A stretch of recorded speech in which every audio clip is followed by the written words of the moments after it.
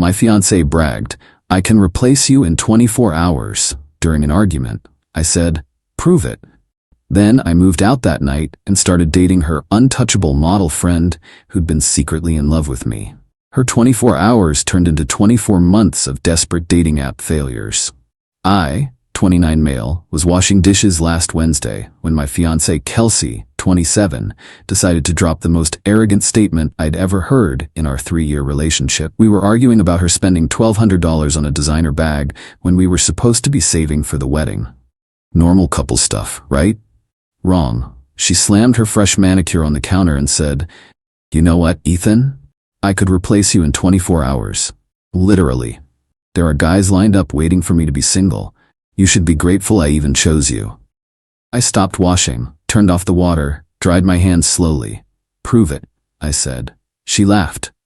That specific mean girl laugh she did when she thought she'd won. "What?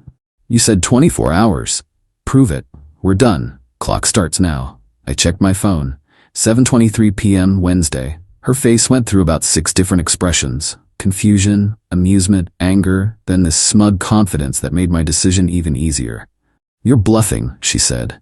"You wouldn't leave me. You can't even match your socks without me." I walked to our bedroom and started packing. She followed, listing all the reasons I'd fail without her. "You don't even know the Netflix password. Your mom likes me more than you. Good luck finding someone who looks like me. I'm the one who got you that promotion. You're literally nothing without me." That last one made me pause. Not because it hurt, but because I realized she actually believed it. I finished packing in under an hour. 3 years, and everything I cared about fit in 2 suitcases and a backpack. While Qley ranted, I texted my buddy Jerome asking if I could crash at his place.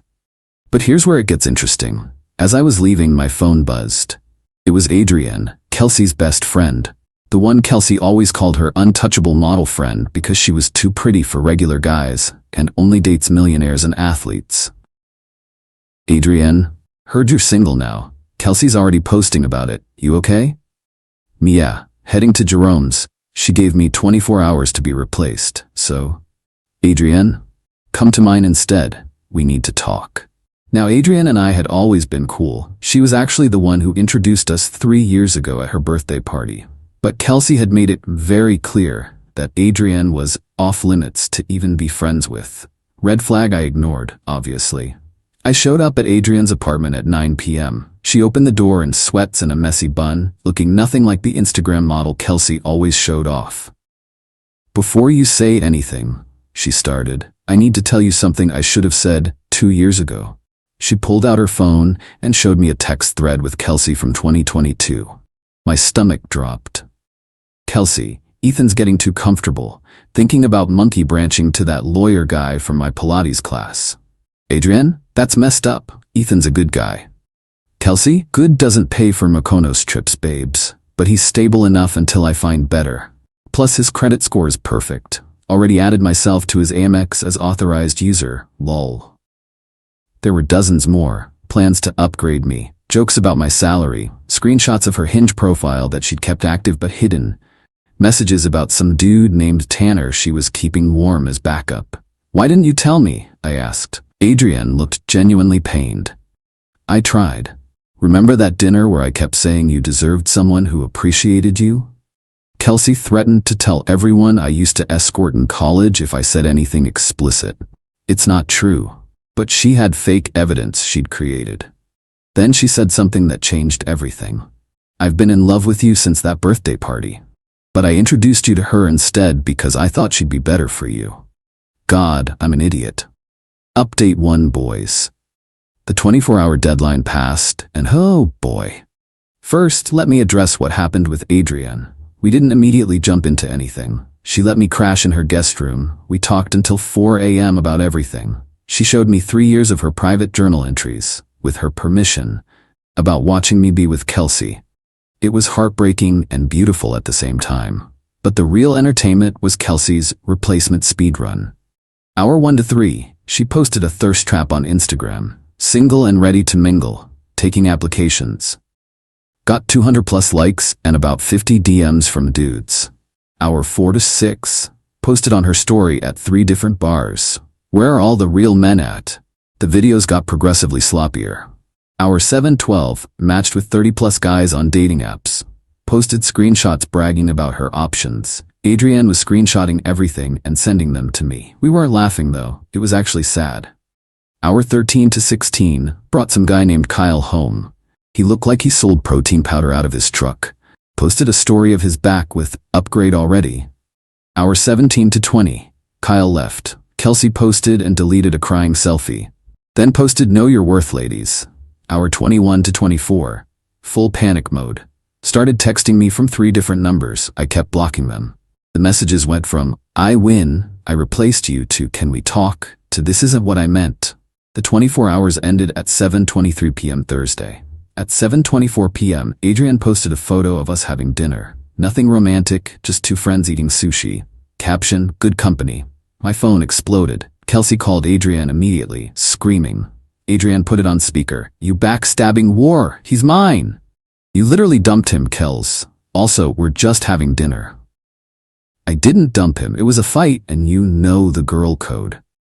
Girl code doesn't apply when you treat people like disposable objects. Qley hung up and immediately started a smear campaign. Posted that Adrienne had been stalking me and sabotaging our relationship. Tagged all their mutual friends. Made a whole Instagram highlight called Betrayal. Then came the text to me.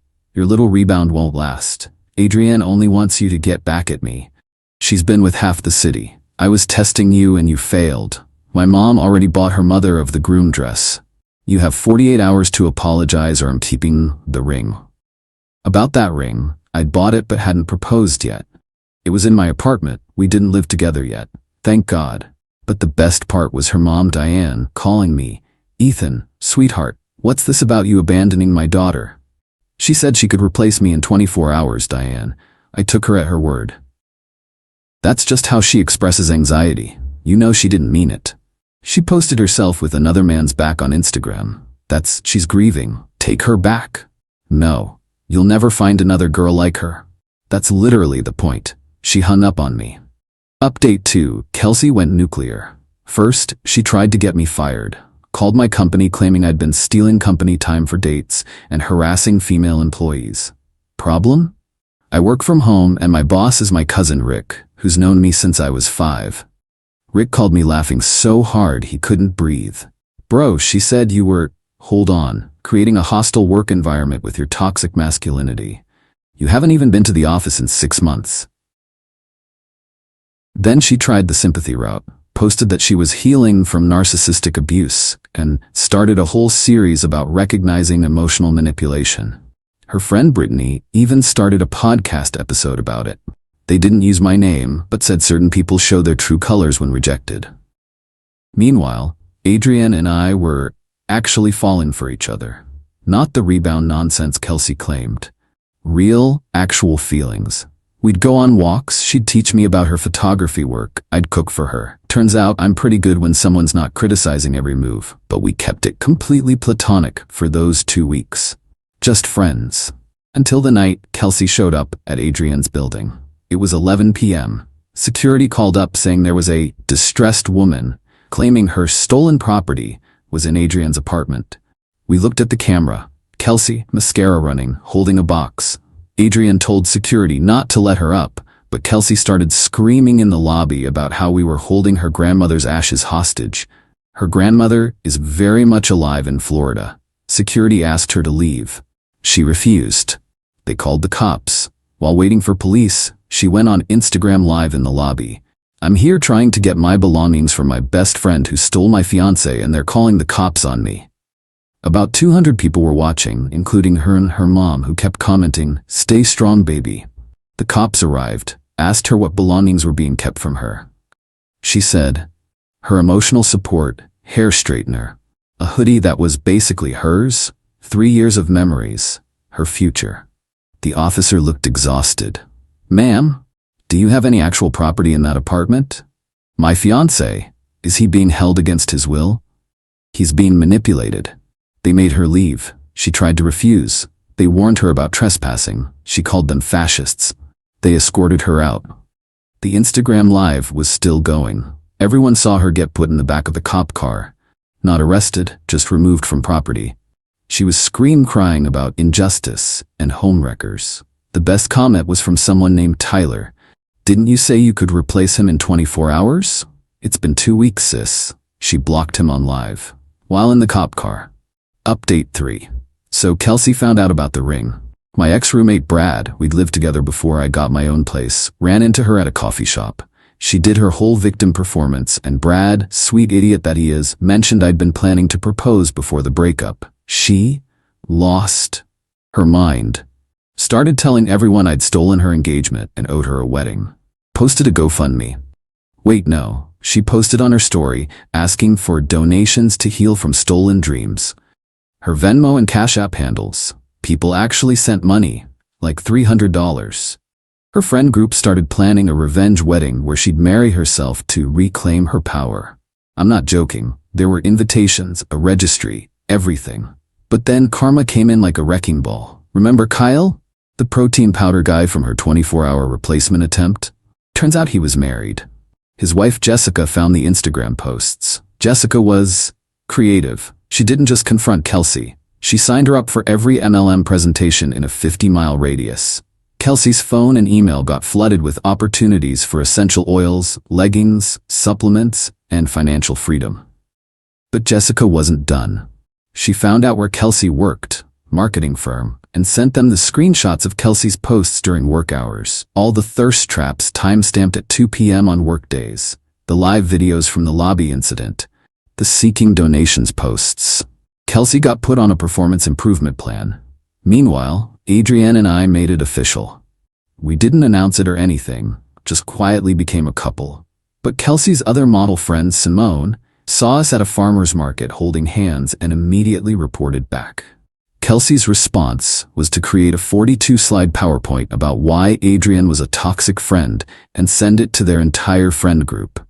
It included screenshots from 2019, 5 years ago, where Adrienne said Kelsey's haircut wasn't flattering. A chart of every time Adrienne betrayed her, included things like, "Didn't heart my Instagram post fast enough." A timeline suggesting Adrienne had been planning to steal me since day one. Badly photoshopped evidence of Adrienne with random men. A slide titled, "Why I'm Actually the Victim Here," with 15 bullet points. Most people laughed, but her mom Diane shared it on Facebook with "The Truth About Fake Friends." The PowerPoint backfired when someone noticed she'd admitted to lying about several things, including claiming she made more money than she did, saying I was bad in bed to make her side pieces feel special, lying about having a trust fund, creating a fake recommendation letter for her job. Her company saw the PowerPoint.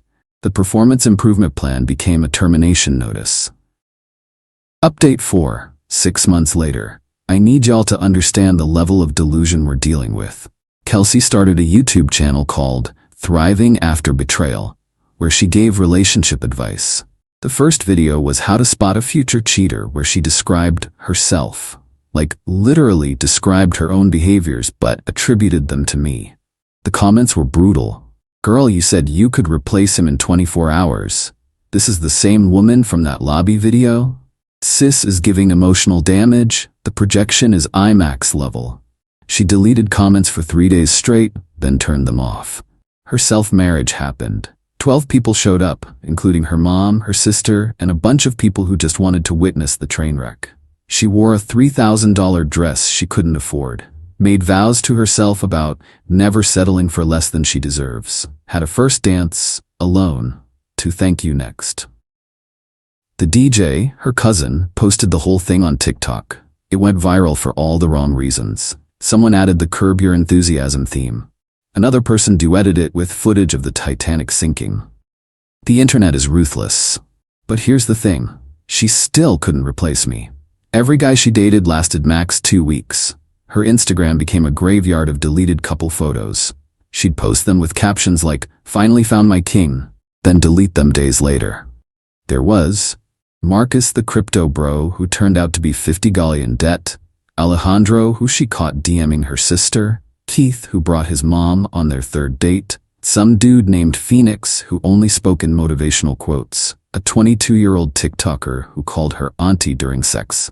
Meanwhile, Adrian and I moved in together, got a cat named Dumpling, started a little herb garden on the balcony. Normal, boring, beautiful couple stuff. Kelsey found out about us living together through LinkedIn of all places. Adrian updated her address for some professional thing. The meltdown was spectacular. She emailed my mother. A 6-page email about how I was ruining my future and making a mistake, and how she was willing to forgive me if I came back. My mom forwarded it to me with just, "This girl needs therapy. Also, bring Adrian to Sunday dinner. Love you. Final update." Exactly 24 months after Kelsey said she could replace me, in 24 hours, she texted me from her 17th new number. "I know you'll read this. I'm getting married next month, to a surgeon, who drives a Tesla, and has a house in the hills. I won. Just thought you should know." I didn't respond, but I was curious. Did some digging. The surgeon? A first-year medical student named Dennis. The Tesla? A 2015 Model S with 100K miles. The house in the hills? His parents' pool house. But honestly, good for her if she's happy. What she doesn't know is that Adrian and I got engaged 2 weeks ago. Real engaged, with a ring and everything. A simple proposal at the farmer's market where we had our first real date. We didn't post about it, didn't make announcements, just told our families and close friends, living our life without the performance. Her mom Diane found out through the grapevine and called me yesterday. Not to congratulate us, but to ask if we'd consider a double wedding to save money. I laughed so hard I dropped my phone. "Diane, your daughter said she could replace me in 24 hours. It's been 24 months. People make mistakes, Ethan. This isn't a mistake, this is consequences." She hung up, but not before muttering something about, "Some people can't forgive." The wedding planning continues for Kelsey and Dennis. She made a wedding website. The Our Story section is creative. Apparently they met when the stars aligned after toxic relationships. She refers to her past as learning experiences with narcissists. Dennis seems nice enough. Adrian actually knows him from some photography work she did for his school. Says he's sweet but naive. We're genuinely hoping it works out for them. But last week, the universe delivered one final dose of poetic justice. Remember the ring I'd bought for Kelsey? The one she demanded in her texts? I'd returned it months ago, taken the loss, moved on. Used some of that money to buy Adrian's ring. Smaller, simpler, but actually meaningful. Well, Kelsey's sister Emma reached out to Adrian. Turns out Kelsey had been telling Dennis that I'd stolen a family heirloom ring from her. That her grandmother's 3-carat diamond was sitting in my apartment. Dennis, being a good guy, offered to buy her a replacement that would be even better. Emma knew this was bullshit. Their grandmother is alive and wears her rings daily, but kept quiet until she saw what Dennis bought. A 0.5-carat ring that he went into debt for because Kelsey insisted she needed at least 2 carats to heal from the trauma. Emma sent Adrian screenshots of Kelsey crying to their mom about the tiny ring and how she deserved better after everything she'd been through. Dennis found out about the lies last Tuesday. The wedding is off. Kelsey is back on dating apps with a bio that says no time for games. Previous engagement stolen by a bitter ex and his homewrecker girlfriend. Looking for a real man who can handle a real woman. It's been 24 months. She still hasn't replaced me. Not because I'm irreplaceable, but because she never saw me as a person to begin with. Just a role to be filled. A checkbox on her life plan. Adrian and I are getting married next spring. Small ceremony, close friends and family, no PowerPoints, no Instagram lives from the lobby, no self-marriage is required. To everyone asking why I didn't see the red flags sooner. I did.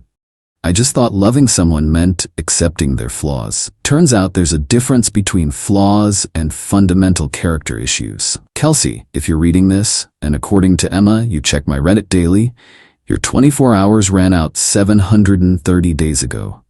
Maybe it's time to stop counting. Also, Dennis is a good guy. You should have tried actually caring about him instead of what he represented, but that would require seeing people as humans rather than accessories. Oh, and one more thing. Adrian wasn't secretly in love with me to hurt you. She was secretly in love with me, despite being your friend. There's a difference. One you'll never understand. Peace out. Going to water my herb garden and cuddle my cat with my fiancé who sees me as a person, not a placeholder. Edit. Stop asking for Kelsey's YouTube channel. Let's not brigade. Also, she deleted it after the 50th 24 hours girl comment. Edit 2. To everyone saying this is fake because no one would marry themselves, Google it. It's a real thing. The world is weird. Edit 3. Dennis reached out to thank me for dodging a bullet. We're not becoming friends or anything, but I wished him well. He's dating a nice girl from his study group now.